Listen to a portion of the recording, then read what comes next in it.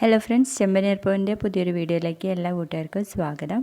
അങ്ങനെ നമ്മുടെ സച്ചിയാണെങ്കിൽ ശ്രുതിക്ക് അമ്മയെക്കുറിച്ച് പറഞ്ഞ് മനസ്സിലാക്കി കൊടുക്കുകയാണ്. നിന്റെ പാർലറെ നഷ്ടപ്പെടുത്തിയത് എൻ്റെ അമ്മയല്ല, നിന്റെ ഭാര്യ തന്നെയാണ്. അതുപോലെ തന്നെ ഞങ്ങളുടെ പൂക്കട കോർപ്പറേഷൻകാർ കൊണ്ടുപോയത് അമ്മയുടെ പേര് കൊണ്ടല്ല, ഞങ്ങൾ നന്നാവുന്നത് കണ്ട് ചിലർക്ക് പറ്റാത്തത് കൊണ്ടാണ് എന്ന് ശ്രുതിയെ നോക്കി പറയാണേ. അമ്മയുടെ പേരിന് ഭാഗ്യമല്ല പോലും. ഈ ഓഡിയോ ഞാൻ അമ്മയെ കേൾപ്പിക്കാം, നീ അവരെ കുറിച്ച് പറഞ്ഞതൊക്കെ അവരും കൂടി കേൾക്കട്ടെ എന്ന് പറയുമ്പോഴേക്കും ശ്രുതി കാല് പിടിക്കാൻ കേട്ടോ. അയ്യോ സച്ചി വേണ്ട, നിനക്ക് എങ്ങനെയാടാ അവരെ കുറിച്ച് ഇങ്ങനെയൊക്കെ പറയാൻ തോന്നിയത്? അവരിതറിഞ്ഞാൽ വിഷമിക്കില്ലേ എന്നങ്ങ് പറയുന്ന നേരത്തെ നമ്മുടെ ശ്രുതിക്കാണെങ്കിൽ വിഷമം വരികയാണേ. സഹിക്കാൻ പറ്റുമോ അവർക്കിത്?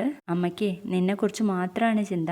എന്നെ ആ അമ്മ ഒന്ന് സ്നേഹിച്ചിട്ട് പോലുമില്ല. അമ്മയുടെ ഉള്ളിലുള്ള സ്നേഹം മുഴുവൻ തന്നത് നിനക്കാ. ആ സ്നേഹം നിനക്ക് മുഴുവൻ കിട്ടിയതുകൊണ്ടാ അതിന്റെ വില അറിയാതെ പോയത്. അപ്പൊ രേവതിയാണെങ്കിൽ അവിടെ നിന്ന് സങ്കടപ്പെടുന്നുണ്ട് പുറത്തു നിന്ന്. അമ്മയുടെ സ്നേഹം കിട്ടാതെ പോയെന്നെ അതിന്റെ വില മനസ്സിലാവൂ. എടാ, അവർ നിനക്ക് തരുന്ന സ്നേഹത്തിൻ്റെ 5% എനിക്ക് തന്നിരുന്നെങ്കിലോ എന്ന് ഞാൻ പലപ്പോഴും ചിന്തിച്ചിട്ടുണ്ട്. അങ്ങനെ അവർ എനിക്കത് തന്നിരുന്നെങ്കിൽ അവർക്ക് എൻ്റെ ജീവൻ കൊടുക്കുമായിരുന്നു.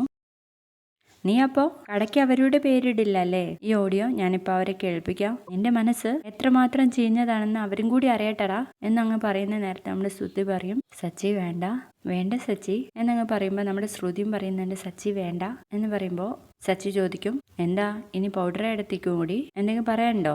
ശ്രുതി അങ്ങനെ ആൻറ്റിയോട് സ്നേഹമില്ലാത്തത് കൊണ്ടെന്നല്ല അങ്ങനെ പറഞ്ഞത്, വേറെ എന്തൊക്കെയോ ആലോചിച്ചിട്ടാ.